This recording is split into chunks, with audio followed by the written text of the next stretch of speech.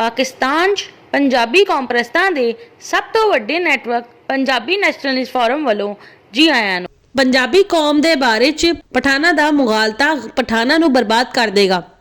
की पठाना नूं मालूम नहीं है कि दिल्ली च पिशावर ते कश्मीर दे कश्मूर तक दा इलाका पंजाब है।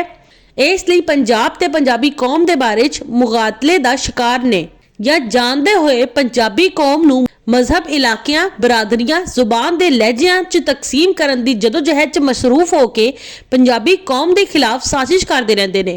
पंजाबी कौम नूं 1947 च मजहब मुसलमान पंजाबी, हिंदू पंजाबी, सिख पंजाबी दी बुनियाद ते तकसीम करवाण दे बाद हुण पंजाबी कौम नूं पहाड़ी कश्मीर दे पंजाबी, डोगरी, जम्मू दे Punjabi, Hindko, Hazara division, Kohat division, Peshawar division दे पंजाबी, पोटोहारी, पिंडी डिवीजन दे Punjabi, Derawali, Dera Ismail Khan division, Dera Ghazi Khan division दे पंजाबी, मुल्तानी, मुल्तान डिवीजन दे पंजाबी, रियासती, बहावलपुर डिवीजन दे पंजाबी च तकसीम करन दे खेल दे नताइज ते कदी पठाना ने गौर फिक्र कीता है?